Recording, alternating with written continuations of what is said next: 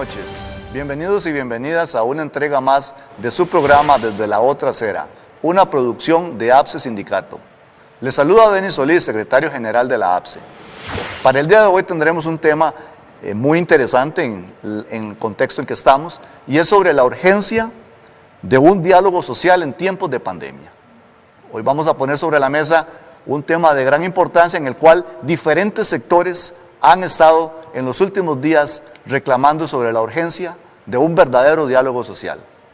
Para el día de hoy vamos a tener como invitados especiales a don Fernando Rodríguez, economista y ex viceministro de Hacienda en el periodo 2014-2017.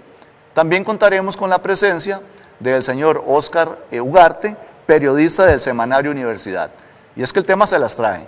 Ha habido reclamos, ha habido llamados, ¿verdad?, de diferentes sectores que han sufrido en este tiempo de pandemia y que están reclamando al gobierno la apertura de un verdadero diálogo social.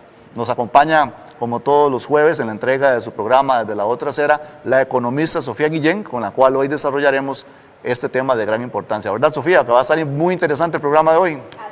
Es todo un tema porque resulta que acá algunos sectores simplemente no son escuchados y otros son escuchados, pero como que no hay construcción de agenda común, y entonces uno se pregunta, bueno, ¿y quién hace la agenda entonces de la política pública en Costa Rica?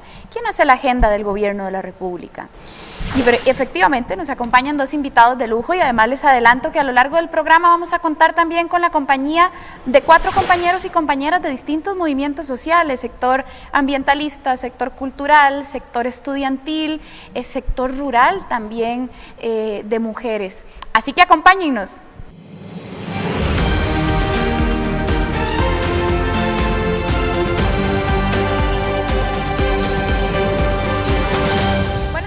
Estamos hablando sobre la urgencia de diálogo social en Costa Rica. Empecemos por ver la siguiente cápsula sobre una nota publicada por el semanario Universidad recientemente. ¿Falta diálogo social en Costa Rica? Bueno, y aquí hay bastante que comentar, porque resulta que diversos analistas coinciden que en nuestro país el gobierno de la República escucha, pero no necesariamente negocia y construye en conjunto. Don Óscar, uno de los especialistas que les adelantábamos que nos acompaña hoy por acá, es el redactor de esa nota del semanario. Don Óscar, ¿por qué se dice que el gobierno de la República no tiene un interés negociador realmente? Bueno, buenas noches, muchas gracias por la invitación. Y sí, como ustedes lo adelantaban, esta fue una de las notas que tuvimos esta semana en el semanario, donde queremos hacer constar lo que sucede en nuestro país, la realidad alrededor, pues, de estas negociaciones. Y como bien usted lo decía, Sofía, entrevistamos a varias personas analistas y todas coinciden en que el principal problema en este momento desde el gobierno ha sido que no se da esa apertura negociadora y que más bien se disfraza como un diálogo entre las partes. ¿Y a qué nos referimos con esto? Bueno, el gobierno ha promovido y ha permitido que se den diálogos, intercambio de ideas, incluso con diversos sectores, pero al final de cuentas, y lo que nos decían estos expertos y expertas, es que no se ve reflejado en la agenda realmente las solicitudes de estos grupos que se reúnen con el presidente. Incluso, como ustedes pueden ver en la portada que ustedes ya presentaban, uno de nuestros entrevistados, don Pablo Barahona, nos mencionaba que parece que el gobierno está sordo del oído izquierdo, pero muy atento al oído derecho, que es el que le habla. Y nosotros desde el semanario también en otros momentos hemos pues evidenciado que hay un grupo, hay un grupo empresarial muy cercano al presidente, que es el que pues parece que está manejando las cosas al respecto de esas aperturas.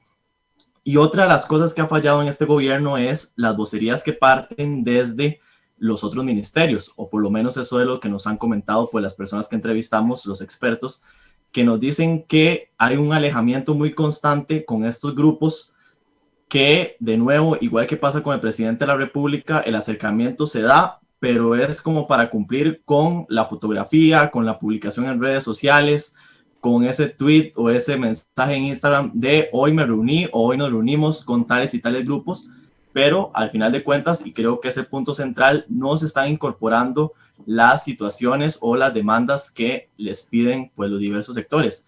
Ya ustedes más adelante pues ampliarán con los diversos invitados e invitadas que tienen, pero hemos visto cómo el sector sindical, el comunal, pesca, agricultura, incluso, por citar solamente algunos, se reúnen con el presidente, que él intenta hacer pues lo que llamaría esta unión social, pero realmente no llega a tal. Es cuando el diálogo existe, pero no hay intercambio, no hay comunicación real e incorporación de estas medidas, y es lo que ha causado, a mi parecer, y al parecer también de los entrevistados, que haya un descontento social cada vez más grande. De nada sirve para estos grupos pues ir a visitar Casa Presidencial si cuando le hacen una solicitud al presidente él la desoye o nada más dice que sí, pero al final no se incorpora. Esos son algunos de los puntos que nos han evaluado. Y finalmente, para contestar su pregunta, creo que el principal pecado está haciendo esa administración es oír, pero no incorporar realmente esas solicitudes que están haciendo otros sectores, aparte del empresarial que mencionaba anteriormente.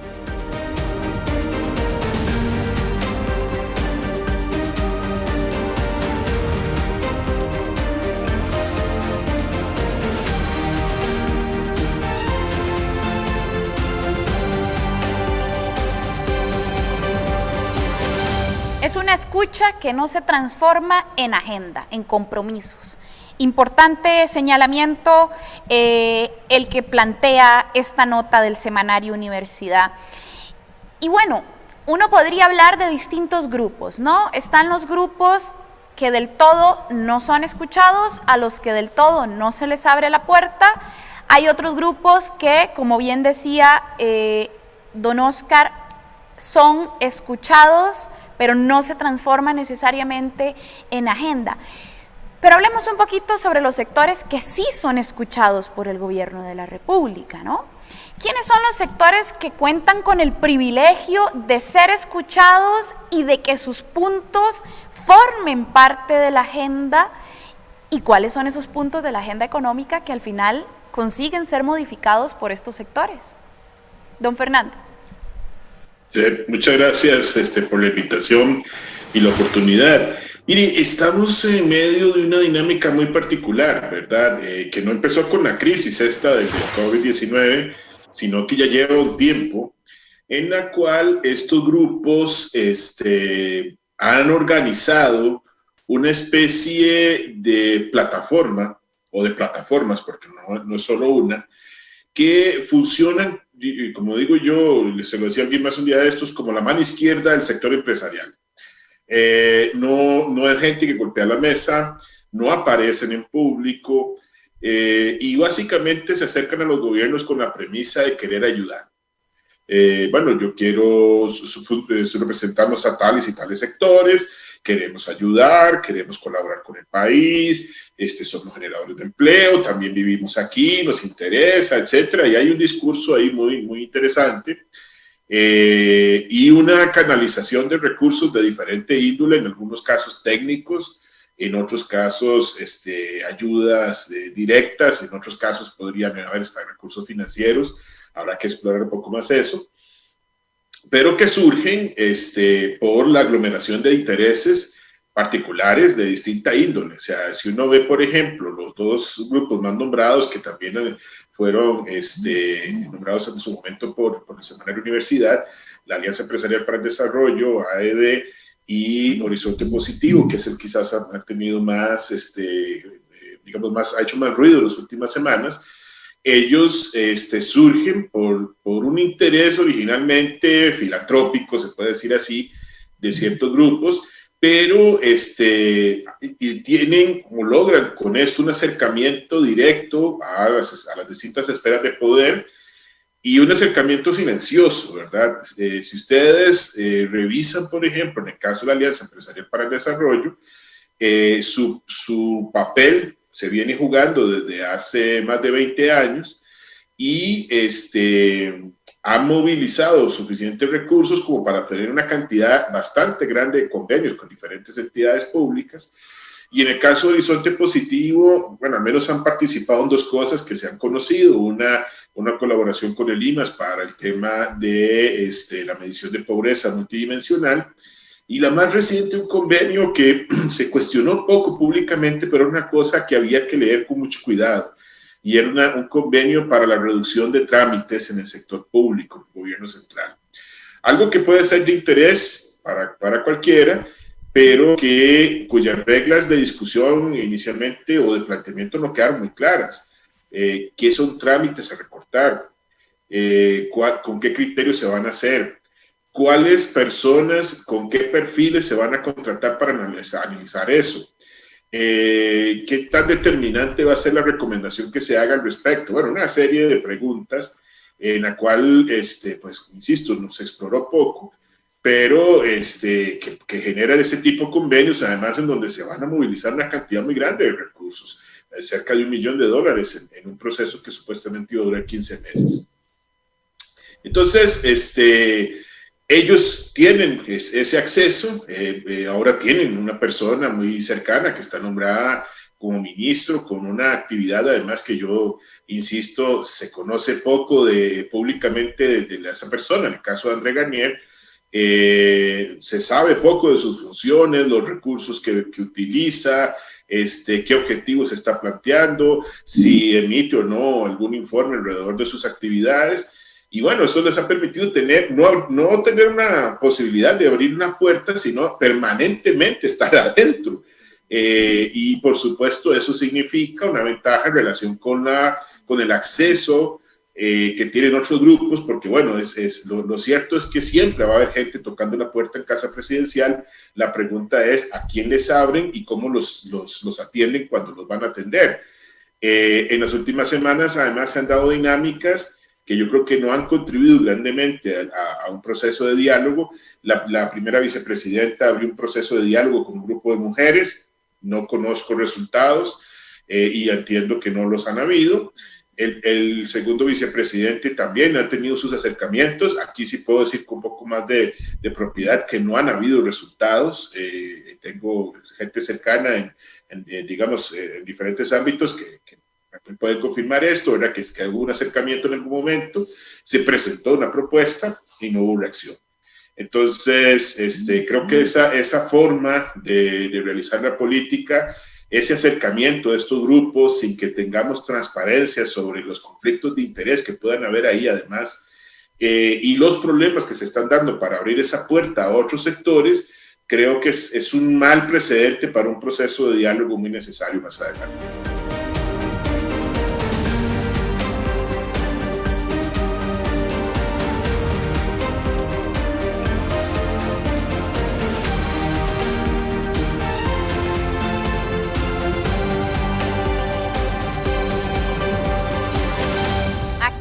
Abre la puerta y a quién no. Esa es entonces la pregunta al final del día, ¿no? Porque ciertamente hay algunas mesas de diálogo, mesas por las que parece no pasa la agenda, ¿verdad? Es decir, ahí se platica, pero la agenda económica no se construye ahí, ni se incide sobre la agenda económica desde ahí, sino que pareciera que hay sectores clave que, como bien señalaba don Fernando, con nombres y apellidos, ¿no? Horizonte Positivo, AED, y adicionalmente el que más escuchamos suele ser la UCAEP, pero es interesante porque esta figura de Horizonte Positivo en realidad ha pasado desapercibida durante muchísimo tiempo, y ve que intercede en decisiones de política pública vinculada a decisiones, consultorías y proyectos de gobierno central, de Limas, incide sobre la política pública desde canales en los que además recibe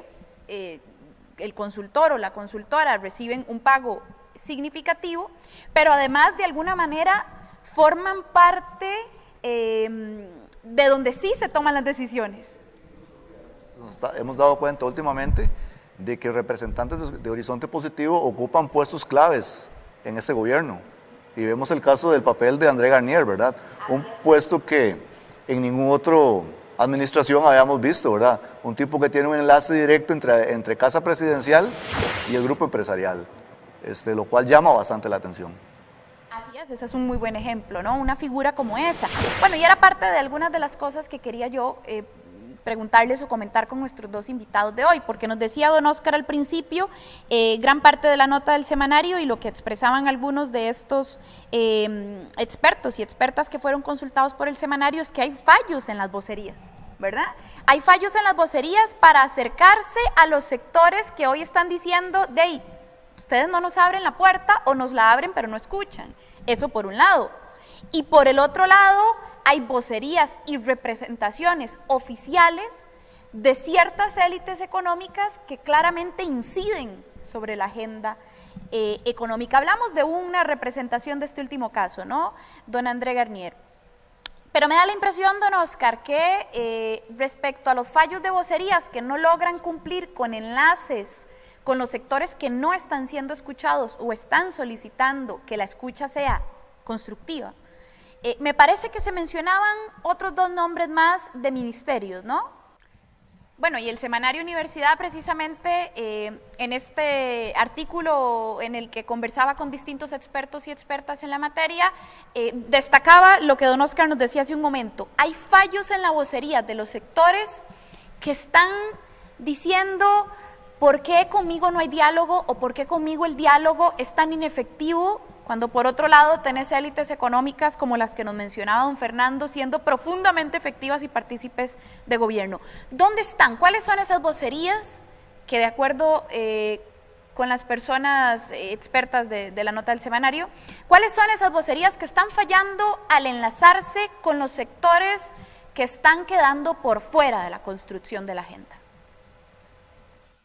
Bueno, principalmente fueron señalados don Marcelo Prieto, el ministro de la Presidencia, y doña Pilar Garrido, quien es la ministra de Planificación. En el caso de don Marcelo, las personas analistas lo que nos comentaban es que a pesar de que lleva poco tiempo en el cargo, ha mostrado una gestión muy débil, sobre todo viniendo de un ministerio tan importante para las negociaciones como es el de la Presidencia. Hay que recordar que don Marcelo es ya el tercer jerarca que pasa por esta cartera, después de don Rodolfo Pisa, de don Víctor Morales, y hasta el momento se ha visto muy débil esa gestión. Incluso ha estado muy alejado de los medios de comunicación, estuvo pues en sus primeros días un poco más activo, pero hasta la semana anterior teníamos mucho tiempo de no saber cuál era su gestión, qué estaba haciendo, y las personas analistas nos dicen esto, pues que desde Presidencia, desde el Ministerio de la Presidencia, no está saliendo políticas claras ni acercamientos con diversos grupos. El otro problema que nos señalan también es con doña Pilar Garrido, que como cabeza de esa planificación que lleva el país del sector económico, pues también se ha visto muy aislada, incluso usaban la palabra enconchados, parece, y no ha llegado a tener ese acercamiento con los sectores, como decíamos en el primer bloque. Y nos mencionan, pues sí, la participación de don André Garnier, que quería pues agregarle a las palabras de don Fernando Rodríguez, un ministro que se pone en una cartera pues que sale hasta esta administración, enlace con el sector privado muy cercano a Horizonte Positivo, donde incluso tuvo pues participación en la junta directiva, donde su hijo todavía está en este grupo y donde pues incluso desde el semanario Universidad hemos pues revelado bastantes conexiones que hay, y esto causa una gran preocupación para los demás sectores. Don Fernando también mencionaba a AED, la Alianza Empresarial para el Desarrollo. Doña Silvia Lara, la viceministra de la Presidencia, fue parte de la junta directiva. Don Elian Villegas, actual ministro de Hacienda, fue parte de la junta directiva. Fue el que estuvo cuando el INS, que todavía está en este grupo empresarial privado. Entonces son conexiones que uno ve con grupos empresariales que tienen, como decía don Fernando, esa puerta pareciera libre para Casa Presidencial, que los demás sectores no la están teniendo. Entonces, en resumen, don Marcelo Prieto, una gestión muy débil, y doña Pilar Garrido, una falta de acercamiento también con los sectores, según lo que han dicho los y las analistas. Y una puerta abierta para ciertas élites o sectores que sí han sido privilegiados con la posibilidad de incidir en la construcción de esa agenda. Y nos decía don Fernando hace un momento, respecto a los sectores que sí inciden en la agenda, respecto a los que sí están poniendo puntos sobre la mesa, que algunos de esos puntos de la agenda podían ir por ayudas, mencionaba algo de la agenda financiera. Don Fernando, desglosemos un poquito más esto, esos puntos de agenda económica que están coincidiendo con estos grupos privilegiados que sí participan de la construcción de agenda y sí son escuchados como Horizonte Positivo y demás. Desglosemos un poquito más esa agenda, ¿no? ¿Dónde es que están esos puntos de coincidencia entre lo que efectivamente el gobierno de la República impulsa y la Asamblea Legislativa toma, porque la Asamblea Legislativa aquí tiene una enorme corresponsabilidad a lo que sucede, y los puntos de agenda que estos sectores habrían deseado o han deseado desde hace rato? ¿Dónde están esos puntos de coincidencia? ¿Cuáles son? Sí, vea qué interesante. Bueno, lo primero, yo creo que por primera vez en mucho tiempo se atreven estos sectores a hablar de flexibilidad en materia laboral, y lo hacen a destiempo, ¿verdad? Como cuando en el fútbol un jugador o una jugadora pues reacciona tardíamente y en lugar de llegar por la bola le pega una patada al contrario. Y lo digo así porque ya hemos tenido experiencias de flexibilización laboral en el mundo. Creo que uno de los casos más emblemáticos fue el español después de la crisis anterior, y no ha funcionado como mecanismo de generación de empleo, aunque probablemente sí generó mucho beneficio para los empleadores. Y entonces se introduce este elemento a pesar de las advertencias que algunos hemos hecho sobre el impacto que puede tener en materia de empleo femenino, sobre los roces de constitucionalidad, sobre lo inconveniente que es en materia de protección laboral que generar esas cosas ahora, pero se sigue insistiendo en ese tema, convirtiéndose en un proyecto bandera del Ejecutivo, porque el presidente lo dijo así, inclusive en su mensaje hace unas semanas, el que fue formalmente presentado en cadena nacional. Entonces, ¿a quién beneficia un proyecto de esos? No es un proyecto para generar empleo, porque difícilmente lo va a hacer. Yo soy de la posición, y lo hemos expresado así en el proyecto para el que trabajo en la universidad, que más bien podría generar problemas de integración al mercado laboral, particularmente las mujeres, pero evidentemente hay un gran interés del sector empresarial en impulsarlo. Entonces, ese es quizás el mejor ejemplo de esto. Más recientemente, el hecho de que se esté hablando de privatizaciones, de la insistencia de hablar de recorte de gasto, de la reticencia del presidente de referirse a la materia impositiva, porque en la política fiscal la ecuación solo tiene dos partes, ¿verdad? Usted soluciona lo fiscal aumentando impuestos o soluciona lo fiscal recortando el gasto. Cuando abandona lo primero, aunque no esté diciendo que iba a ir por lo segundo, implícitamente ya estaba utilizando esa vía. Es la agenda, básicamente, del sector empresarial, que se ha visto impulsada de una manera muy decidida. Yo creo que desde el gobierno de Miguel Ángel Rodríguez no se hablaban de estos temas, y ni el mismo Miguel Ángel se atrevió a impulsar algunos de ellos. Entonces, es claro que hay una predilección en estas cuestiones, y yo creo que ahí lo que viene sucediendo es que hay algunas voces dentro de la presidencia que son más escuchadas que otras.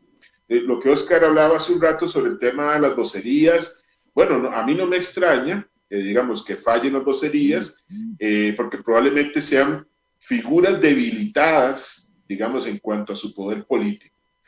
Yo no puedo tener un ministro de la presidencia que a la par tenga un ministro de coordinación con el sector privado, porque esa es una de las funciones del ministro de la presidencia.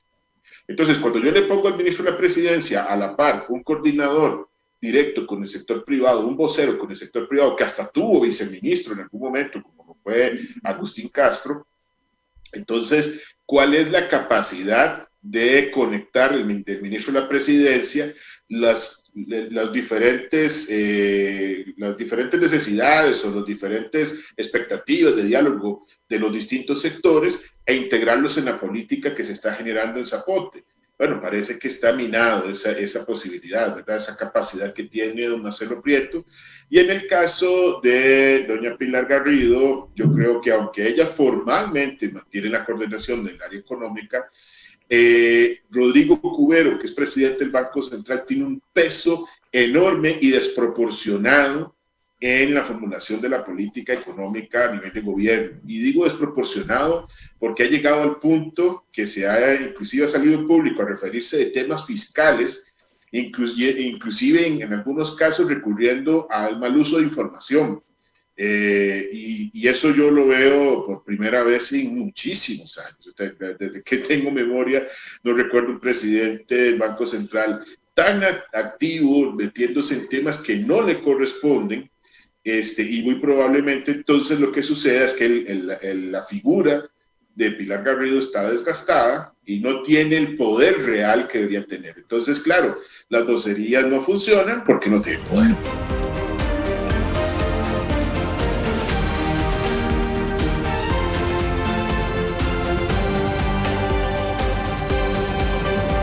Revelador además lo del presidente del Banco Central, porque además de un Banco Central bastante ortodoxo, que en lo que refiere a su materia se ha concentrado, incluso por ley orgánica, en priorizar exclusivamente el control de la inflación, aunque esto vaya en detrimento de la reactivación económica. Es decir, que como Banco Central podrías estar haciendo un montón de cosas en procura de la reactivación económica, pero de alguna manera la ortodoxia sigue amarrándolo, ¿no?, a un Banco Central, y que la gente en realidad no tiene mucha noción de qué es lo que está haciendo, y que su principal objetivo pasa a ser la reducción o más bien una inflación controlada. Don Fernando nos ha dicho un montón de cosas y todas bastante pesadas e interesantes, ¿no? Porque esto es peso fuerte. En gobierno hay voces que son más escuchadas que otras. Muy interesantes, ¿verdad? Claves. Especialmente cuando hablamos de figuras que están en puestos claves y pareciera que no tienen el peso ni tienen el poder para la verdadera toma de decisiones. Por ahí nos hemos dado cuenta, ¿verdad?, que hay personas que están en puestos claves, pero pareciera que los atestados que tienen no son los correspondientes a ese puesto. Porque resulta que para un puesto donde necesitas un economista, resulta que colocaste un sociólogo. Y al final de cuentas, cuando vienes y tomas decisiones y haces planteamientos, resultan ser un desastre. Bueno, y la agenda económica que nos ha planteado don Fernando, que nos punteaba, ¿no? Privatización, flexibilidad laboral, recorte al gasto. 3 ejes centrales de la política pública de los últimos meses, en realidad de hace rato, pero los últimos meses sí que se ha recrudecido el asunto. Ahora, ok, ya hemos escuchado un poco cómo está la cosa allá adentro en gobierno. Ya hemos escuchado un poco esos vínculos con las élites y los fallos con las vocerías en sectores más sociales. Pero ahora escuchemos qué tienen que decir los sectores sociales al respecto. Bueno, en el caso de los sindicatos, Denis, ¿cómo ha sido esta relación entre el gobierno, la Asamblea Legislativa y los sindicatos? ¿Será que hay diálogo social ahí? Sí, bueno, mira, eso es un tema que se las trae, porque ahora, bueno, estamos tocando el tema de la urgencia de un diálogo social en tiempos de pandemia, pero en realidad el cierre que ha habido por parte de este gobierno a un verdadero diálogo va desde el inicio, ¿verdad? Desde el inicio de este gobierno, y creo que nunca habíamos tenido un gobierno tan cerrado, ¿verdad?, lo que es un diálogo verdadero y el acceso a una negociación verdadera. Ahora, un día esto nos sorprendió, ¿verdad?, que existe un viceministerio de Asuntos políticos y diálogo ciudadano. Asuntos políticos y diálogo ciudadano. Parece un chiste, ¿verdad? Hasta memes salieron por ahí, porque al final de cuentas, ¿cuál ha sido el verdadero diálogo ciudadano? ¿Dónde ha aparecido esto, verdad? Si al final de cuentas nos damos cuenta que las vocerías vienen solamente de un sector. Bueno, pero yendo un poco más atrás, ahora lo decíamos, que desde el inicio de este gobierno no ha habido realmente una apertura, ¿verdad?, a escuchar los diversos sectores.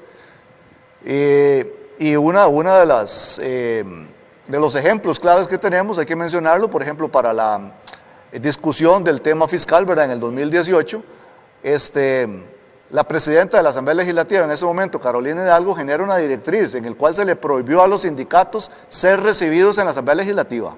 Y sin embargo, ahí veíamos que el sector empresarial y el sector cooperativista estaba haciendo lobby completo y tenía acceso directo, ¿verdad? Y hubo una directriz en cerrarle al sector sindical, ¿verdad?, del acceso, no podía ser recibido, lo cual creo que es un antecedente, ¿verdad?, muy grave de la apertura, ¿verdad?, que ha tenido este gobierno a ciertos sectores, y el hermetismo y el cierre y el desinterés, ¿verdad?, a lo que es dialogar y negociar con otros sectores.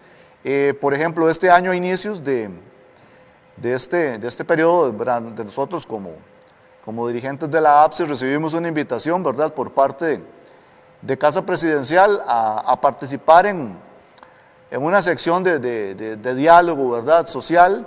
Realmente el enlace a través de Casa Presidencial con el sector sindical y sectores sociales fue a través del vicepresidente Marvin Rodríguez, ¿verdad? Por ahí hubo algunas conexiones por medios virtuales, ¿verdad?, en ese momento.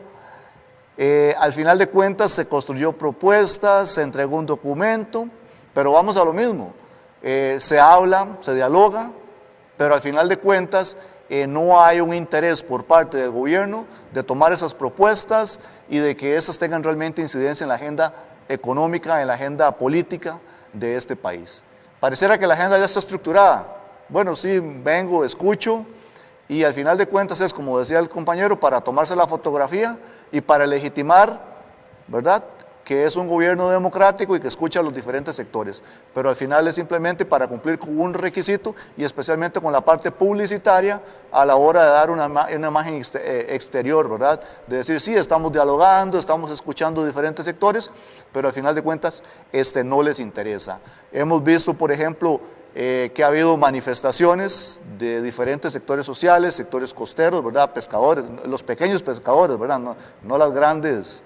los grandes, ¿verdad?, que sí le han sacado provecho al sector pesquero, sino que estamos hablando, por ejemplo, sectores pesqueros, ¿verdad?, que han hecho manifestaciones, ¿verdad?, pidiendo mejoras, pidiendo ayuda del gobierno, expresando ese clamor, y al final de cuentas lo que han recibido es represión, que es algo muy grave.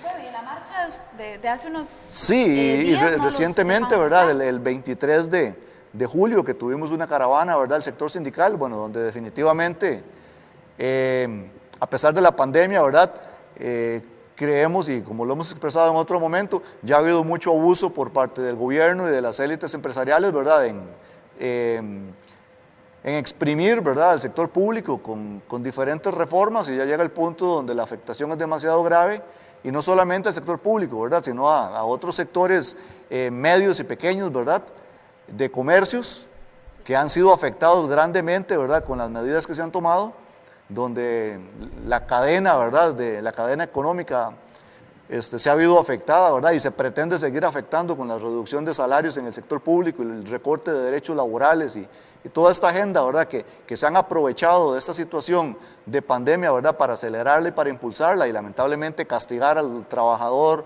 tanto del sector público, del sector privado y al pequeño y mediano empresario, ¿verdad?, con esta situación. Entonces decidimos hacer una caravana, ¿verdad?, hacia la Asamblea Legislativa, llevar una serie de propuestas, pero lamentablemente fuimos bloqueados de camino, ¿verdad?, por el tránsito y la policía. Por ahí lo denunciamos, ¿verdad?, donde es lamentable el uso de fondos públicos, como es la policía y el tránsito, para violentar derechos constitucionales, como es el derecho de manifestación, el derecho de expresión, ¿verdad?, y el derecho de tránsito, ¿verdad?, que tanto ellos alegan cuando somos nosotros los que nos manifestamos, pero sí no hay problema de bloquear una caravana que está ejerciendo libremente su derecho constitucional de manifestación pacífica y de expresión. Yo en otro espacio manifestaba, ¿verdad?, si ese mismo trato que recibimos los sectores sociales, sectores sindicales, ¿verdad?, de bloqueo, de desinterés, incluso en ciertos momentos de desprecio por parte del gobierno, también la reciben las élites empresariales, los representantes de esos grandes grupos de poder cuando visitan Zapote, o si ellos sí tienen, como dice uno, llave, acceso para entrar y salir cuando quieran de Casa Presidencial a dictar las directrices que a ellos les interesa y que debe seguir el gobierno de la República y a impulsar en la Asamblea Legislativa, ¿verdad? Entonces, al final de cuentas vemos que no existe en realidad un interés. Hemos visto, por ejemplo, la manifestación de los pequeños y medianos comerciantes en el país, ¿verdad?, donde vemos que han sido, sí, por asunto de pandemia y por la declaración de emergencia, ¿verdad?, hemos visto el cierre, ¿verdad?, de muchos negocios, pero al final de cuentas vemos que los grandes negocios siguen operando, ¿verdad? Pareciera que la afectación la están sufriendo los medianos y pequeños productores y comercios, ¿verdad?, que han alzado su voz, han hecho el clamor, pero igual ha habido realmente una mesa de diálogo, se ha abierto una mesa de negociación, pareciera que no, ¿verdad? Pareciera que no hay interés de escuchar, y no solamente de escuchar, es realmente de tomar en serio estos sectores, porque sí, como decíamos al inicio, muchas veces escuchan envían a veces un emisario sin ningún tipo de poder de decisión, pero simplemente es para tomar la fotografía,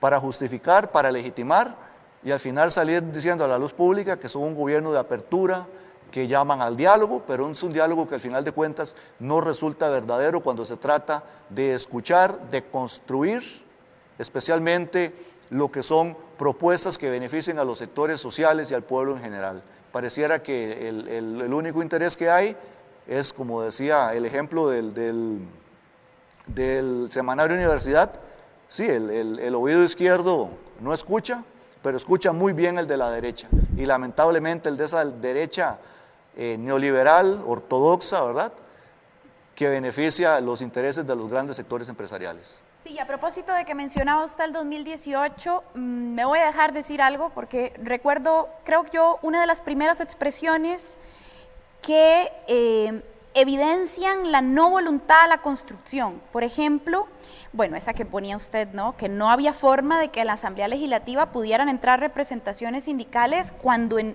una democracia de ahí tendrían que poder entrar a hablar con los diputados y las diputadas, todos los sectores sociales que lo requieran.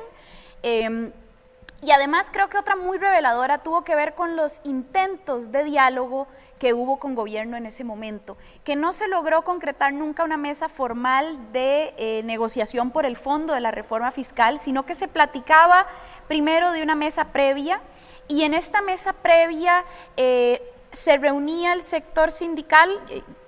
Yo participaba en ese momento como asesora también de la APSE, con representaciones de gobierno. Y vean qué interesante, porque cuando yo hoy, 2020, me planteo de nuevo la pregunta, ¿le hace falta diálogo social al gobierno? Completamente, y le hace falta desde hace rato, porque en esa mesa pedíamos que el ministro de la presidencia de aquel entonces, que era Rodolfo Pisa, se presentara. Lo pedimos un montón de veces y Rodolfo Pisa nunca quiso llegar. El presidente de la República muchísimo menos. Mandó una delegación, ¿verdad? A lo que nos referíamos, al final de cuentas ellos dialogan, pero mandan un representante que no tiene ningún tipo de poder de decisión. Es como simplemente entretener, justificar, decir, sí, estamos dialogando, estamos hablando, pero al final de cuentas no hay un verdadero ente negociador. Y si a eso le sumas, y lo hemos tocado en otro programa, la figura de la Defensoría de los Habitantes, que lo hablábamos en el programa anterior, una figura que uno como sector sindical, sector social, no le resulta de ninguna confianza, debido a lo que comentábamos también y hemos tocado en otros tiempos, de que el nombramiento de una figura como la Defensoría de los Habitantes pasa por la Asamblea Legislativa, pareciera que existe cierto lobby político, cierto manejo de este tipo de asuntos. Entonces, cuando se trata de una verdadera negociación, existen una serie de elementos que realmente vienen a afectar al sector social o al sector sindical, que es el que va a plantear una verdadera negociación con el gobierno. Y que de fondo no hay voluntad por llegar a acuerdos concretos. Sí, porque a mí... sí, y es que, por ejemplo, en este momento de pandemia, ¿verdad?, que está el país, no solamente en la crisis fiscal que estuvimos hace 2 años, sino que el asunto está más grave, ¿verdad?, es una crisis sanitaria, es una crisis fiscal que se ha intensificado y que uno no ve la reactivación económica por ningún lado. Ahora comentábamos, ¿verdad?, los números que lanza el Banco Central, antes lo hablábamos extraoficialmente, y es alarmante, ¿verdad?, lo que se viene. Y uno ve que ha habido propuestas, por ejemplo, los diferentes economistas, donde estaba, por ejemplo, Luis Paulino, Henry Mora y otro grupo de economistas, ¿verdad?, serios, que tienen nombre en este país y que le han presentado propuestas de reactivación al gobierno. Y, y por ningún lado las quieren aceptar. El otro día comentábamos también en el programa que estuvo Paola y estuvo José María, ¿verdad? Las propuestas que hay en la Asamblea Legislativa tampoco se quieren escuchar. Pareciera que las únicas propuestas que vienen y que tienen voluntad política por parte del gobierno de la República son las que vienen de esas élites empresariales que estábamos mencionando anteriormente. Así es. Y nos acompañan 4 compañeros y compañeras más de otros movimientos y sectores sociales de Costa Rica. Nos acompaña la actual presidenta de la Federación de Estudiantes de la Universidad de Costa Rica, Catalina Chávez. Catalina, ¿cómo ha sido la relación entre el gobierno, la Asamblea Legislativa y el movimiento estudiantil? ¿Cómo ha sido ese diálogo social, ¿no? Y Lo pregunto un poco pensando en lo que ha acontecido en las últimas semanas. El FES, el Fondo para las Universidades, puesto ahí, en la palestra del debate público. Sí, la respuesta es que no existe y no ha existido un diálogo entre el movimiento estudiantil y el gobierno. El único espacio de discusión es justamente la Comisión de Enlace, ¿verdad? Que es un espacio en el cual se discute y finalmente se negocia el Fondo Especial para la Educación Superior, el FES, que es el presupuesto que financia a las universidades públicas, pero en ese espacio no se tratan temas y no se discute sobre la crisis económica, la crisis social que atravesamos como país, sino que son solo discusiones que tienen que ver con este presupuesto. Y bueno, desde el movimiento estudiantil consideramos que es urgente la instalación de mesas de diálogo que lleven a tomar acciones representativas y progresivas para todos los sectores de la sociedad. Estamos hablando, ¿verdad?, que en este momento quienes están dirigiendo la agenda económica del país son élites, son grupos económicos y hegemónicos con intereses particulares, ¿verdad? Y bueno, no solo son sectores que dirigen esta agenda, sino que tienen representaciones en los distintos espacios de toma de decisiones, como la Asamblea Legislativa. Y ejemplo de ello son los constantes ataques y amenazas a las universidades públicas, pero también a toda la institucionalidad pública y el Estado Social de Derecho, ¿verdad?, de los últimos días. Acabamos de recibir un recorte o tener un recorte del Fondo Especial para la Educación Superior del 2020 de 48 millones de colones, y el escenario se vuelve también complejo para las negociaciones que ya se están dando para el FES 2021. Entonces, no existe un diálogo, ¿verdad? Y esto no es una cuestión de solo el movimiento estudiantil, sino que sabemos, ¿verdad? Y es evidente que existe o que no existe esta apertura a la discusión y a la construcción conjunta de soluciones con todos los sectores sociales o con muchos de los sectores sociales. ¿Y cómo es que se tramitan esos espacios, estos recortes del FES? Digo, es que intento como imaginarme ¿cómo será que las y los diputados terminan por justificar este tipo de cosas ante el movimiento estudiantil? ¿Se reúnen con ustedes para al menos explicarles por qué están de acuerdo con estos recortes o no hay nada que hacer? No, con esta Asamblea Legislativa no hemos logrado tener un verdadero diálogo, ni siquiera ser escuchadas y escuchados, ¿verdad? Las únicas dos personas con las que hemos podido reunirnos hasta el momento han sido el diputado José María Villalta y el diputado Enrique Sánchez, un poco para discutir lo que se va a llevar ahí y cuáles van a ser sus argumentos en el espacio y, bueno, escuchar también un poco nuestra voz y ver cómo también podría llevarse nuestra voz a ese espacio. Pero más allá de esas dos personas no ha existido un diálogo y ningún proceso, digamos, de consulta al movimiento estudiantil sobre estos recortes o incluso las afirmaciones que llevan a esos espacios. Ni vocerías de gobierno tampoco hacen consulta o explicación de los recortes con el movimiento estudiantil.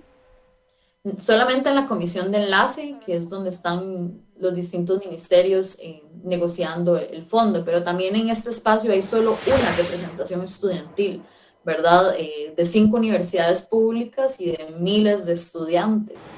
Entonces, bueno, cada movimiento estudiantil es diverso en sí mismo, ¿verdad? Y también una sola persona se vuelve poco representativo o digamos, falta muchísima discusión más y tomar en cuenta otras perspectivas. Muchísimas gracias, Catalina, por acompañarnos esta noche. Vean que lo que nos cuenta Catalina es tremendamente revelador, porque lo que sucede es que el estudiantado es una parte fundamental de la educación, ¿verdad? Entonces, ¿cómo es que no podés entablar diálogos serios o constructivos con sectores que sin duda alguna son afectados por la política pública, por la decisión que se tome? Recortar el FES afecta también y en gran medida a las y los estudiantes, y por lo tanto tendría que poder existir una apertura al diálogo muchísimo más democrática de parte Poder Ejecutivo y de parte Poder Legislativo. Nos acompaña también Mauricio Álvarez Mora, él es el coordinador del programa Kioscos Socioambientales de la Universidad de Costa Rica. Mauricio, ¿cómo es? Te hago la misma pregunta. ¿Cómo es ese diálogo entre el Poder Ejecutivo, el Legislativo y los distintos sectores ambientalistas en Costa Rica? Bueno, la verdad es que no ha habido diálogo.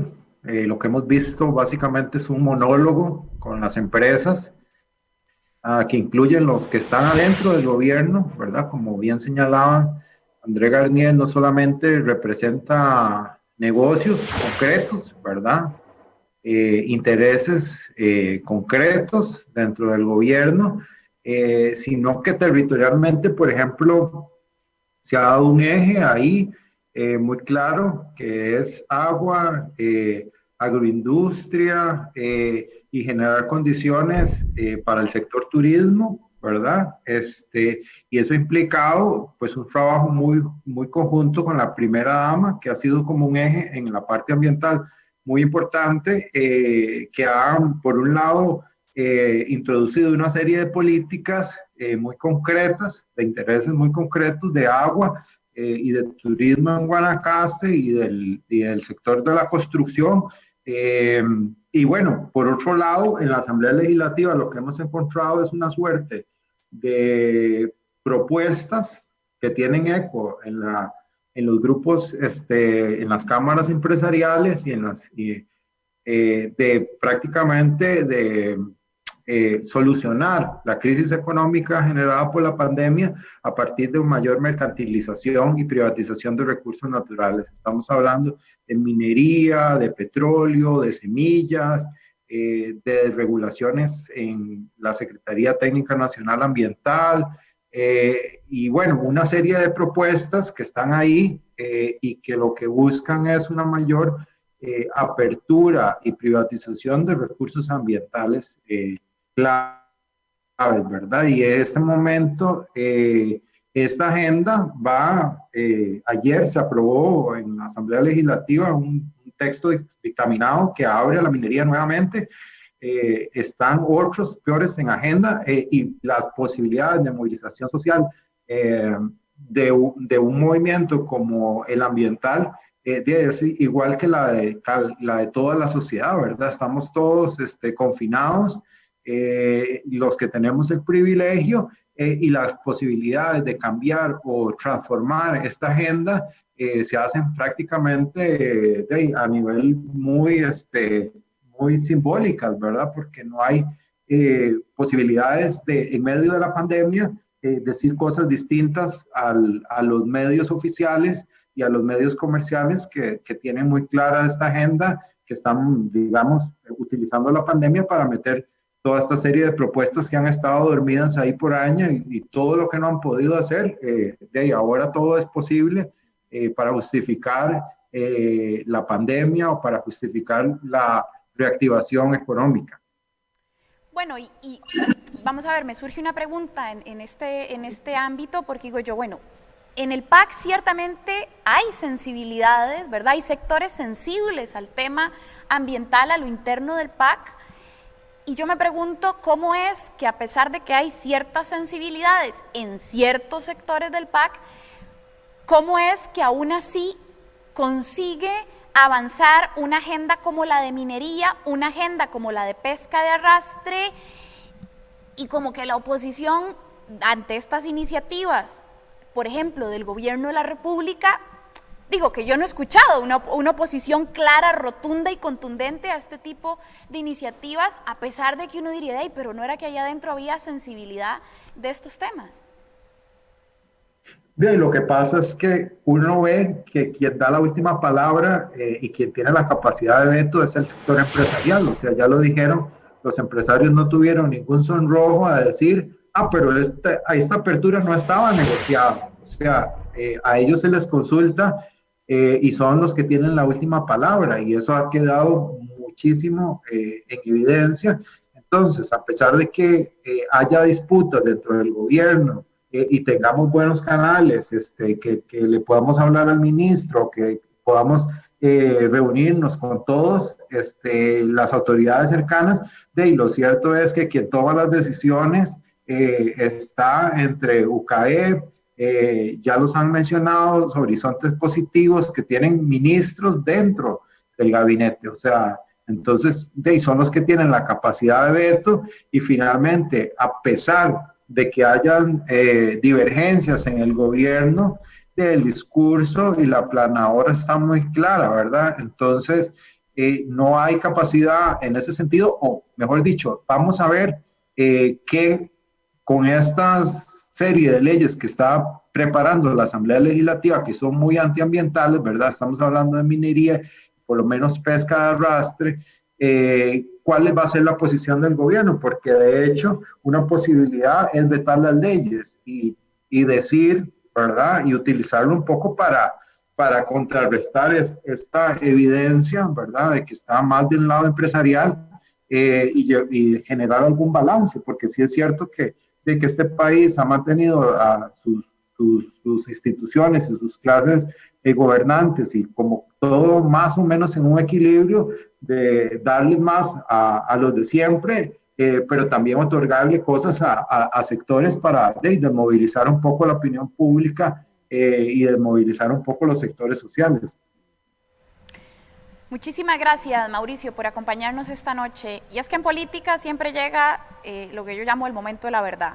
¿Usted está a favor o no está a favor de un proyecto de ley en específico? Y en el caso de la Presidencia de la República llegará el momento de la verdad. O veta el proyecto de minería en caso de que pase, o no lo veta.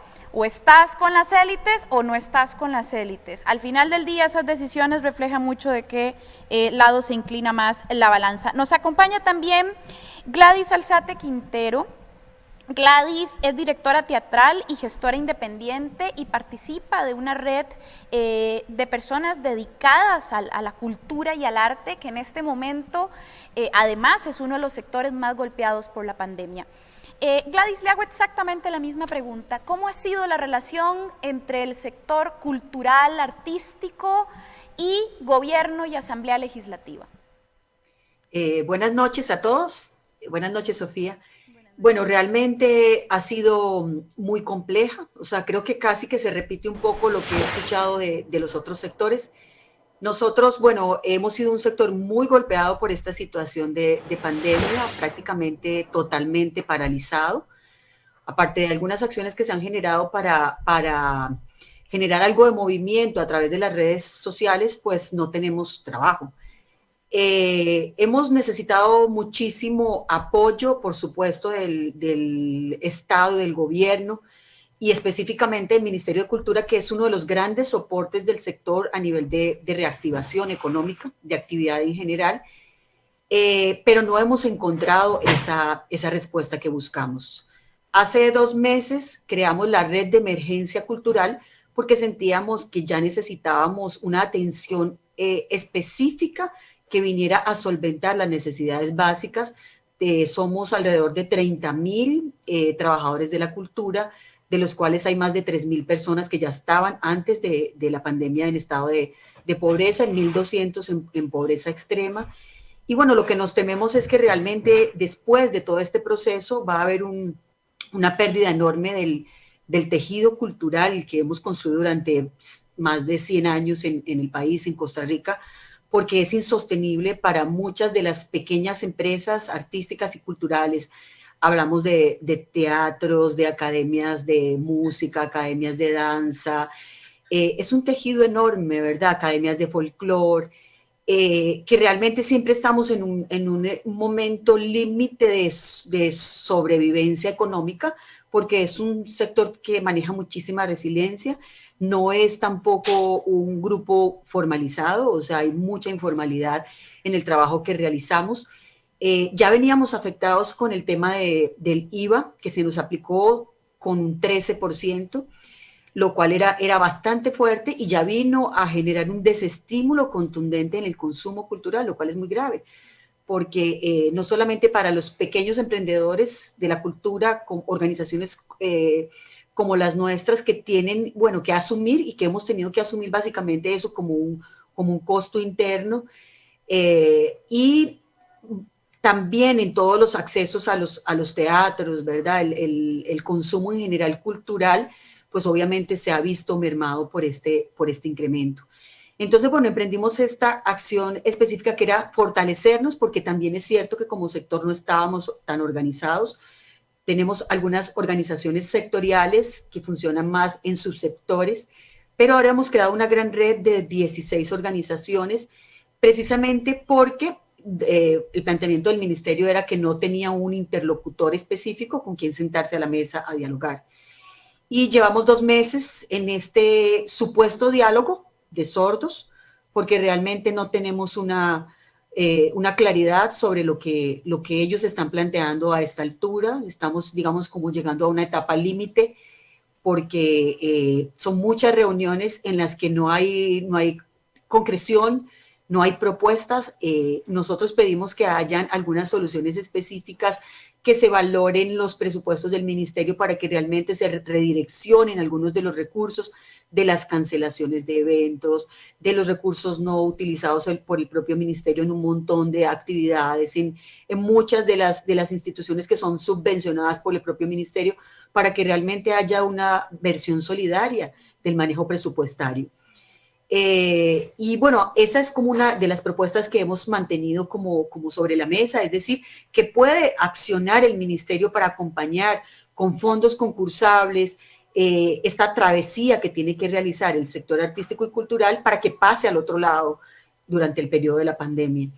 Los recursos realmente que se han movilizado hacia este sector han sido mínimos, corresponden como a menos de un 2%, un 1.4% aproximadamente, que eran fondos que ya estaban destinados originalmente para fondos concursables del sector. Es la única acción estratégica que se ha realizado, que obviamente apoya, pero no es significativa porque son menos de 600 millones de colones para repartir entre esas 30.000 personas. Entonces, los apoyados son menos de 1.000 personas con estos recursos. Hemos intentado como construir con todas las instancias posibles que manejan los presupuestos, pero realmente no tienen una capacidad de maniobra, como ustedes expresaban de otros sectores. Es que es como sentarse a la mesa con personas que no pueden decidir. Entonces, es un montón de reuniones con personas que nos informan, por supuesto, que tienen el conocimiento de ciertos temas que nosotros antes no manejábamos tan abiertamente. Ahora hemos logrado por lo menos eso, que se sienten y nos den esa información, pero no hay acciones de ningún tipo. Hemos, recurrido a partir también de nuestras propuestas originarias, porque todo esto surgió. La red de emergencia surge a partir de la creación de un manifiesto de artistas y trabajadores de la cultura que hicimos público a través de los medios de comunicación, lo enviamos a Casa Presidencial, nos sentamos a la mesa con el viceministro de Asuntos de Diálogo. Él fue el que nos atendió para hacer el canal con la ministra, porque realmente, igual que ustedes han planteado de otras instancias del gobierno, pues es un ministerio muy encriptado. O sea, es una ministra que tiene 6 años, pero realmente poca capacidad de comunicación y también poca empatía con el sector. Entonces se desconocía muchísimo de lo que se hacía, sucedía. Así que bueno, a partir de ese manifiesto, pues nosotros planteamos como propuestas muy concretas que iban hacia el Poder Ejecutivo, hacia el Poder Legislativo y específicamente hacia el accionar y la capacidad de accionar del propio Ministerio de Cultura. Obviamente necesitábamos el acompañamiento del Ministerio de Cultura para poder movernos en el ámbito legislativo, pero básicamente lo que se nos planteó era que no tenía ningún fundamento ni tenía ningún sentido. Sin embargo, pues por dicha hemos encontrado mucha más respuesta en algunos diputados. Estamos avanzando con propuestas específicas que pretenden no solamente atender esta emergencia, porque hay temas que tienen que ver con las moratorias, con la rebaja del impuesto del IVA, porque si no, no tenemos una posibilidad real de reactivación. Y bueno, estamos construyendo algunas propuestas con algunos diputados, como la diputada Karine Niño. Hemos tenido conversaciones también con el diputado Villalta. Se nos acercó el diputado Pedro Muñoz con interés de apoyar al sector también Entonces, bueno, tenemos como la expectativa de que esto nos permita llegar como a algún lugar, pero realmente muy frustrante ese diálogo de sordos que hemos tenido con el propio ministerio. Creo que el sector está muy lesionado realmente en esta dinámica y bueno, esperamos ya como tomar algunas acciones específicas porque sentimos que se ha agotado completamente este ciclo. Muchísimas gracias, Gladys, por acompañarnos esta noche y sacar el ratico. Es bastante, vamos a ver, es muy enriquecedor para quienes nos observan y para quienes estamos también acá, escuchar este montón de realidades tan complejas, ¿no? Y tan diversas. Y nos acompaña un último sector esta noche, doña Alejandra Bonilla Leiva. Esta compañera es miembro del grupo Tinamastey y apoya el proceso de Red de Mujeres Rurales en Costa Rica. Doña Alejandra, le hago la misma pregunta. ¿Cómo es la relación entre el gobierno de la República, la Asamblea Legislativa y los sectores más rurales, ¿no? El agro costarricense en medio de la diversidad que tiene el agro? Adelante. Gracias. Bueno, buenas tardes, noches a todos quienes están aquí en esta conexión, pero también a quienes escuchen. En primer lugar, yo creo que para hablar del agro hay que situarse que no hay un agro, ¿verdad? Es altamente estratificado como lo es la sociedad costarricense. No podemos decir que el agro vive tal situación. Creo que esa tendencia es la misma que se suele hacer en esta construcción del discurso costarricense. Los ticos somos y no hay tal. Si vivimos condiciones muy distintas, muy diversas, producto también del posicionamiento económico, social y político en el que estemos. Y yo partiría que la relación con los sectores campesinos es demagógica. Básicamente, que es lo mismo que ha estado viviendo el resto de la población y los otros sectores populares. No es la misma situación y ya Mauricio lo refería a algunas de las cosas, ¿verdad? De las políticas que están viviendo y las otras personas que me antecedieron en el uso de la palabra.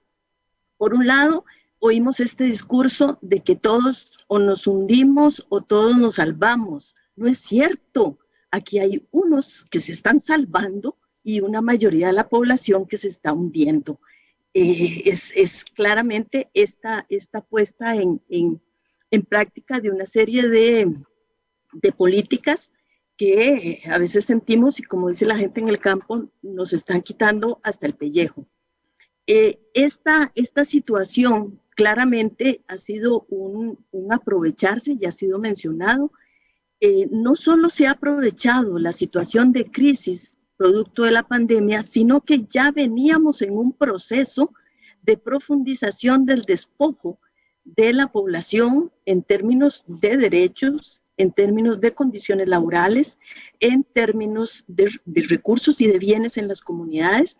Entonces, esta condición en este momento lo que hizo fue exacerbar, aprovechar esta condición de emergencia, de crisis, para ir procediendo con una serie de medidas políticas que ya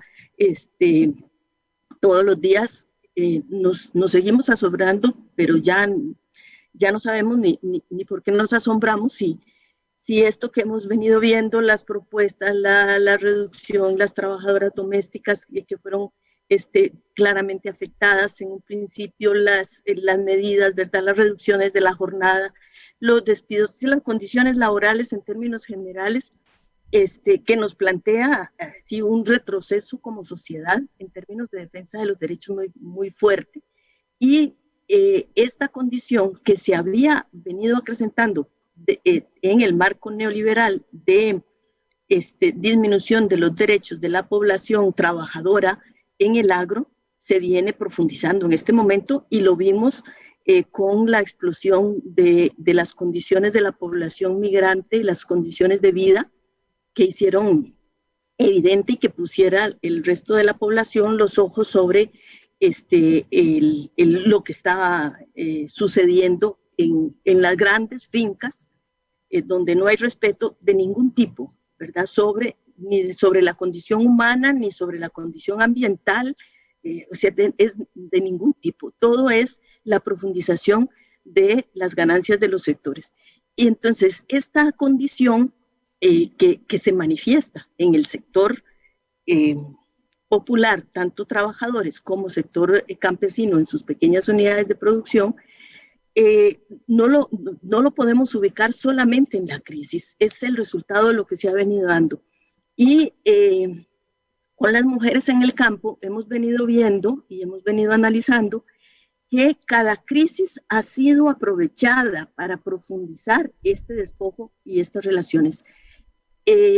Prácticamente esto que estamos viviendo hoy, podríamos decir que lo vivimos inmediatamente después del Otto, por ejemplo, del huracán Otto, solo que fue focalizado, pero es el mismo aprovechamiento de los sectores dominantes para despojar a la población. En ese momento, y es lo que está dando hoy, muy similar, pero en ese momento los sectores de gobierno, y estamos hablando del gobierno anterior, que sentó pautas y por supuesto no nos imaginábamos que íbamos a vivir una profundización tan grande en este momento. Pero el sector institucional, las instituciones vinculadas al sector, llamaron a los grandes empresarios para las compensaciones, y cuando las compañeras campesinas se presentaban a hacer demanda de apoyo para reconstituir su producción de unidades campesinas, no eran atendidas. Y ese es el marco en este momento. Y lo tenemos así visible ante la crisis y lo que nos ha venido planteando las mujeres, básicamente las mujeres productoras, que son con las que trabajamos. Por ejemplo, se cierran los espacios de venta de productos alimenticios. Se supone que no está cerrado el mercado de productos alimenticios, pero los pequeños espacios y ferias que tenían las mujeres en las comunidades rurales han sido cerrados. Pero como dicen ellas, los grandes supermercados pues, son intocables. Y bueno, tampoco creemos que se deban cerrar, pero lo que sí es que hay una postura, una política claramente parcializada. Entonces, de una manera, esto propicia que los sectores de pequeñas unidades de producción y medianas unidades de producción no vayan a poder sostener esta situación crítica. Dichosamente, quienes han diversificado, y aquí hay una lección importante, quienes han diversificado van a poder sostenerse porque tienen una relación con el mercado local que les permite un intercambio. Los que le apostaron dentro de la lógica que planteaba el sector gubernamental de desarrollar una actividad vinculada al mercado, están en grandes apuros. Y esto que nos ha puesto además de manifiesto una gran vulnerabilidad ante el cierre de fronteras, que es lo primero que pensamos. Dice, hoy dependemos prácticamente de los alimentos venidos de afuera. La apuesta neoliberal han sido, en términos vinculados al agro y vinculados al espacio rural, los monocultivos y el turismo, las grandes empresas. ¿Y qué es lo primero que se cayó? O sea, ¿qué es lo primero que sucede cuando se cierran fronteras? Bueno, este trasiego, por un lado, de alimentos hacia el exterior, que no se sostiene, y por otro lado, el flujo de turismo también se cierra. Y esta apuesta, por supuesto, que nos deja en una profunda vulnerabilidad económica y sobre todo a los sectores rurales que han estado vinculados a estas actividades. Por ejemplo, nos decían las compañeras de la zona Caribe, todas las mujeres de la zona Caribe, aunque tengan pequeñas unidades de producción, estaban vinculadas a atención de hoteles, restaurantes, sí, todo lo vinculado a servicios, todo esto está en el suelo. Entonces, ¿cómo? Este momento nos dice y nos plantea la unidad campesina diversificada, que tiene también mayores posibilidades de producción de alimentos diversos, vinculados también a la protección de la biodiversidad en general, pero a la biodiversidad alimentaria, es lo que nos dice, esto es lo que es absolutamente necesario y esto es lo que la Red de Mujeres Rurales ha venido planteando ya hace años.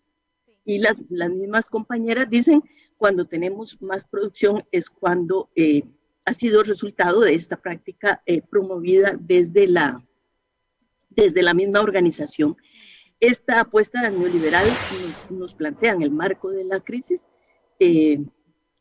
pues que ya sabíamos que no es sostenible, pero esto nos plantea un panorama de crisis evidenciando. Sin embargo, ¿qué es lo que está sucediendo? Y ya lo vimos. Las grandes empresas siguen, los proyectos de ley sobre semillas, las formas de producción que se están estimulando y no hay ninguna cosa que nos dé ni señales ni pistas de que se quiera fortalecer precisamente la producción campesina y diversificada. En este marco, pues es clarísimo que sin tierra, sin distribución de tierra, no hay posibilidad de diversificación y de sostener una estructura de producción alimentaria sana, autónoma, sostenible, diversificada. Y en ese marco quiero terminar con la práctica histórica de las poblaciones campesinas, pero básicamente de las mujeres, de una gran capacidad de resiliencia por la producción que hacen. Entonces, en ese marco, ¿verdad? Esto que ha sido mal llamado producción informal, porque es muy formal, como lo hacen las personas, y tiene una connotación de descalificarlo cuando se le llama informal, pero es la producción que ha venido sosteniendo la mayor parte de la alimentación diversificada en el mundo, y aquí sigue siendo así, a pesar de los monocultivos, a pesar de las políticas neoliberales, a pesar de la construcción y la concentración de los recursos de la mayoría de la población en el espacio rural. Y de ahí no hay diálogo, no hay nada, es demagogia. Gracias.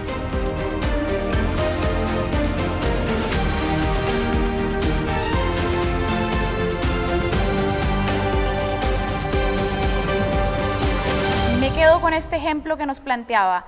Los grandes supermercados están abiertos, pero las unidades de venta campesina en las zonas rurales están cerradas en medio de esta pandemia. Las reglas del juego están puestas en favor de ciertas élites. Vamos a una pausa y regresamos con el cierre del programa para intentar responder una última pregunta. Bueno, y ante todo esto, ¿qué hacemos? Acompáñenos.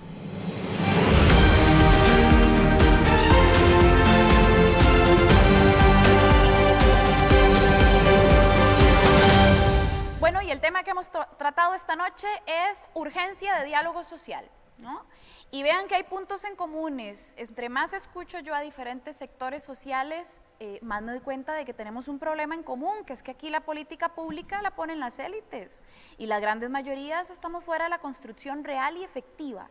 Y eso me lleva a la pregunta de cierre de esta noche. Bueno, ¿qué hacemos frente a esto? ¿Cómo abrirnos camino para conseguir un diálogo que construya, para conseguir una participación colectiva en la construcción de una agenda que nos saque del momento en el que estamos y del arrastre de problemas que ya traíamos?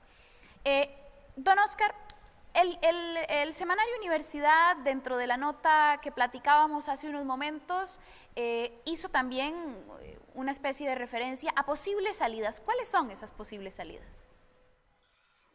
Sí, creo que todos y todas coincidían, y después de escuchar pues los argumentos de todas las personas que nos han acompañado esta noche, coincidimos también en que el gobierno tiene que dar un viraje en su actitud, en su estrategia para abordar estos temas hacia un diálogo real que incorpore esas sugerencias que están haciendo los otros sectores. Doña Gladys mencionaba ahora que ella siente que el diálogo está agotado y que eso genera mucha frustración en el sector que ella representa, y creo que esto se puede llevar a todos los demás sectores que ven cómo las reuniones, y retomando lo que dijimos al inicio y lo que nos comentaba uno de los analistas, se hacen únicamente para esa foto de Facebook y esa publicación en Instagram y en redes sociales, porque no pasan de ahí.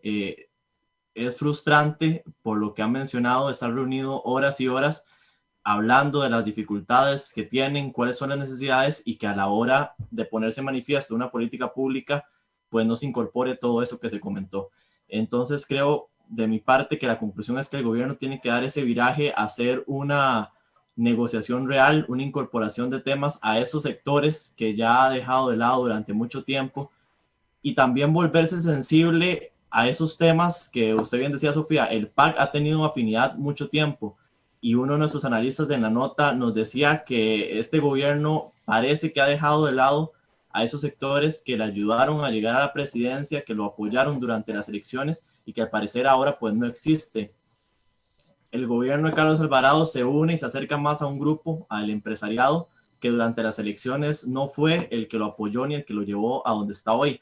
Así que pues tiene que volver su mirada a ese lado y también evaluar quiénes son las personas que acompañan en el gabinete, si están haciendo realmente una labor adecuada, si están teniendo esa capacidad de acercamiento y de incorporar lo que se les solicita.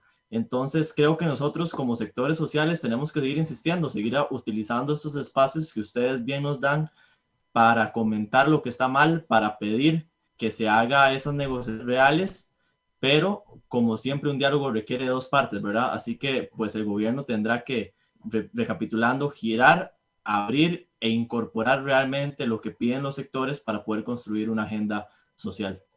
Así es, don Fernando. Partiendo de esto último que nos decía también don Oscar, misma pregunta, ¿qué hacer? ¿Cómo construimos un camino al diálogo que se vuelva un diálogo constructivo y efectivo? Vea, va a ser complejo, porque a mí no me preocupa tanto que el gobierno acepte, pues yo creo que llegará un momento en que va a tener que hacerlo. Habrá que seguir insistiendo, porque probablemente no vaya a ceder en ese sentido de manera fácil. Hay ejemplos en la historia en cómo los procesos de diálogo como estos han catapultado a un país a condiciones de desarrollo distintas, y creo que el caso de los famosos pactos de la Moncloa hay que analizarlo como un elemento histórico, pero sin duda fueron un punto de quiebre en el caso español, que permitió salir de ese proceso, de ese periodo tan negro en la historia española, tan nefasto de la dictadura, y bueno, arrancar en democracia con condiciones de gobernabilidad que eran pues urgentes. En el caso nuestro es porque probablemente estamos haciendo aguas en diferentes partes del barco, y ahora se dijo una cosa muy importante a propósito del símil del barco, ¿verdad? La gente no siente que todos estemos empujando de la misma manera, y entonces una cosa es que digamos que se use el ejemplo de nos unimos o nos hundimos, y otra cosa es que estemos todos en el barco, pero no todos estemos remando, ¿verdad? Entonces, yo creo que eso es una cuestión con la que hay que tener claro a qué se llega un diálogo. Si el gobierno lo va a propiciar, bueno, aquí vamos a tener que crear condiciones para que la cosa se vea mejor repartida en términos de esfuerzos. Y habrá que llegar a ceder también. Y en ese sentido, yo creo que los sectores sociales y los grupos con visiones políticas más progresistas necesitan construir una agenda política para llegar al diálogo. No un retazo de agendas, sino una agenda. Y no es la agenda que acabará con todos los problemas históricos del país, porque eso no va a suceder. Si yo llego con una agenda de 100 puntos, voy a quedarme en un proceso en el cual digamos, la discusión no va a acabar nunca. Si llego con una de 20, inclusive, no va a haber una discusión que acabe nunca. O sea, tengo que tener una cantidad acotada de elementos que pueda llevar a una mesa de diálogo, saber qué quiero yo como sector, saber qué puedo ceder, saber en dónde no voy a ceder, para poder tener una buena limitación de esto. Eso es complicadísimo, y lo digo aquí abiertamente, pero con todo respeto, porque lo que los sectores sociales han demostrado a lo largo del tiempo, y los grupos de políticos más progresistas, es que la división de sus posiciones ha sido la pauta, y no la unión. Y desgraciadamente ha pasado en el sector sindical, y hay que decirlo también así abiertamente. Mire, si 5 personas de izquierda se juntan para armar un partido político, terminan saliendo de ahí formando 6, partidos diferentes, cosa que no pasa en la derecha, donde probablemente usted junte 10 y terminen 10 partidos políticos distintos y terminen poniéndose de acuerdo en un plan de gobierno. ¿Por qué? Bueno, porque tienen más conciencia de lo que quieren y eso es lo que necesitamos tener del otro lado. Entonces, no puedo llegar a un proceso político con una multiplicidad de agendas, con un montón de gente sentada del otro lado de la mesa, con un montón de sindicatos representando el sector sindical, con un montón de partidos representando a grupos políticos de izquierda, con un montón de sectores sociales, con un montón de agendas. Eso es inmanejable desde el punto de vista del diálogo, pero además inconveniente, porque yo tengo que saber qué es lo que quiero resolver en el plano inmediato. Estamos en una crisis muy particular a la cual hay que darle respuesta, y que ese diálogo construya las bases para poder generar el proceso de transformación social que se necesita. No va a solucionar todos los problemas, porque bueno, hay una dinámica política que continúa. Habrá una asamblea política que seguirá haciendo leyes, habrá un poder ejecutivo al que llegará un gobierno, saber en qué condiciones. Entonces yo creo que lo importante es, bueno, no solamente convencer al gobierno y llegar a ese diálogo, sino llegar con fuerza, con determinación, con ideas claras y no con un reguero de temas para poder discutir, sino con una agenda. Acertadísima la reflexión que nos deja planteada sobre la mesa, don Fernando. Denis, comentarios finales. Bueno, este gobierno, ¿verdad?, desde su inicio ha impulsado una serie de proyectos, ¿verdad?, que pareciera que ya esa agenda la tiene definida, ¿verdad? Entonces ahí es donde ha habido totalmente un espaldarazo que se le ha dado, ¿verdad?, a escuchar otros sectores. Pareciera que la agenda ya viene definida, ¿verdad?, desde esas élites empresariales que les dicen, bueno, aquí está lo que tienes que hacer. Entonces parece que no hay flexibilidad en determinado momento para escuchar a otros sectores. Incluso hemos visto cómo muchos de los proyectos que han sido impulsados en estas agendas han sido, como dice uno, metidos a la fuerza, ¿verdad?, en camisa de fuerza, al punto de que rozan constitucionalmente, que al final de cuentas no responden, por ejemplo, a las necesidades fiscales, que al final de cuentas, como dice uno, sale más caro, ¿verdad?, el proyecto, que en realidad los beneficios que se van a obtener. Entonces ha habido una serie de, ¿verdad?, de proyectos en esta agenda que se ha sido metida a la fuerza, que rozan y violan derechos laborales.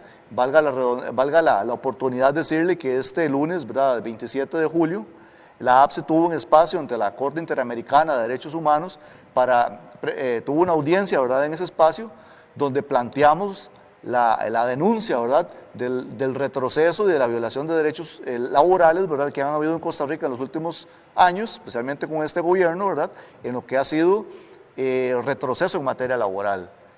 Pareciera, según escuché por ahí, no fue de mucho agrado por parte de algunos sectores del gobierno, ¿verdad?, la denuncia que hace APSE ante los organismos internacionales, ¿verdad?, porque esto es algo que se vio a nivel internacional, ¿verdad?, porque es muy lindo después ir a hablar a los organismos internacionales de que aquí es la democracia más perfecta y que ellos son el gobierno del bicentenario, ¿verdad?, a pesar de los cuestionamientos que han tenido en los últimos años. No olvidemos el presunto espionaje de costarricenses a través de la UPAD, la pobreza que ya existía, el desempleo que ya existía anteriormente, ¿verdad?, que al final de cuentas esta emergencia nacional de COVID le vino a tirar a este gobierno un salvavidas, ¿verdad?, para que se saliera un poco, ¿verdad?, donde tenía el agua hasta el cuello, ¿verdad?, de pobreza, de desempleo, del caso de la UPAD, ¿verdad?, y que se olvidara un poco de eso y que ahora todo sea culpa del COVID, ¿verdad?, y que vengan a impulsar este montón de proyectos porque son culpa de COVID y de la emergencia. Pero el asunto no queda ahí, ¿verdad?, ya el asunto venía mal de antes y ya la agenda venía de antes. El asunto de la emergencia nacional ha venido a acelerar esa agenda, ¿verdad? Entonces no podemos olvidarnos de eso, ¿verdad? Y como les decía, valga el espacio para mencionar, ¿verdad?, que en mayo se abrió ese espacio, ¿verdad?, para presentar este tipo de denuncias y la APSE lo presentó. Y el lunes tuvimos esa audiencia, ¿verdad?, que fue seguida a nivel internacional y que tuvo gran impacto a nivel internacional y que estamos esperando resultados positivos, ¿verdad?, de esa gestión que hizo la APSE ante esta violación, ¿verdad?, de derechos laborales que han habido en el país en los últimos años. Pero bueno, además de esto, ¿verdad?, como aporte, ¿verdad?, creo que es muy importante hacer un llamado a todos estos movimientos sociales. Vemos que todos hablamos por separado, ¿verdad?, de diferentes necesidades, pero definitivamente, como hablábamos anteriormente, tenemos que construir una agenda y dentro de todos nosotros como de sectores sociales tenemos que ver y buscar cuáles son los puntos en que coincidimos y como decimos, jalar para el mismo lado, ¿verdad? Porque definitivamente ocupamos construir, ¿verdad?, esa mesa de diálogo y por supuesto que exista la apertura por parte del gobierno para escuchar esas mesas de diálogos o esa mesa de diálogo y esas propuestas. Ya el gobierno no creo que no puede darle más la espalda, ¿verdad?, a diferentes sectores y seguir casado con un solo sector, que lamentablemente lo está llevando en un mal rumbo a este gobierno. Porque en este momento, en época de crisis, ya hemos visto, ¿verdad?, que sectores que en otros momentos han criticado la lucha social, están saliendo a las calles a manifestarse. El hambre, la pobreza, la miseria en que está llegando los hogares costarricenses es muy grave. Y el gobierno de la República en este momento debería escuchar a todos los sectores. Porque qué lamentable sería que un país como Costa Rica, que se ha caracterizado por la paz, la tranquilidad, la democracia, por la actitud inflexible de un gobierno de escuchar a diferentes sectores, pueda terminar esto un estallido social. Lamentablemente, las condiciones en que está llegando el país, ¿verdad?, y las que va a vivir post-COVID, van a dejar al pueblo costarricense, a las familias en general, en condiciones precarias. Y un pueblo con hambre puede volverse muy peligroso, ¿verdad? Entonces es un llamado, ¿verdad?, al presidente de la República, al gobierno, a la Asamblea Legislativa, a diputados, a sus asesores, a que es el momento en que se abran a un verdadero diálogo, no solamente a oír, a escuchar, a poner atención al pueblo, que fue el que los colocó ahí, y es para el que ellos tienen que estar gobernando, no para una pequeña élite empresarial a la que han beneficiado durante este tiempo. Queda poco para que este gobierno termine, pero bueno, que aprovechemos el poco tiempo que queda para construir una verdadera agenda, un verdadero proyecto para salir adelante de esta situación.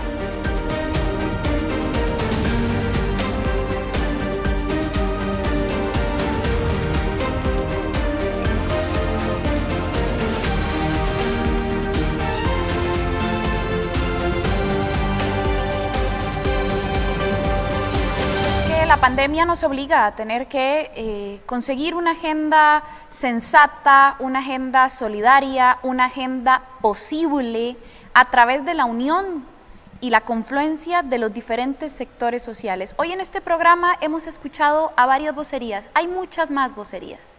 Y si tenemos puntos en común, y si hay lugares en donde podemos ponernos de acuerdo, pues entonces pongámonos de acuerdo sobre esos puntos en común que tenemos. Muchas gracias por acompañarnos esta noche, a quienes nos han visto en el programa, a nuestros invitados, que la verdad han sido extraordinarios, don Oscar, don Fernando, a las 4 personas que nos acompañaron de diferentes sectores sociales, Catalina, Alejandra, Mauricio, Gladys, muchísimas gracias por permitirnos escucharles esta noche. Sigamos construyendo a partir de la propuesta, a partir de la unidad y a partir de la lucha. Buenas noches.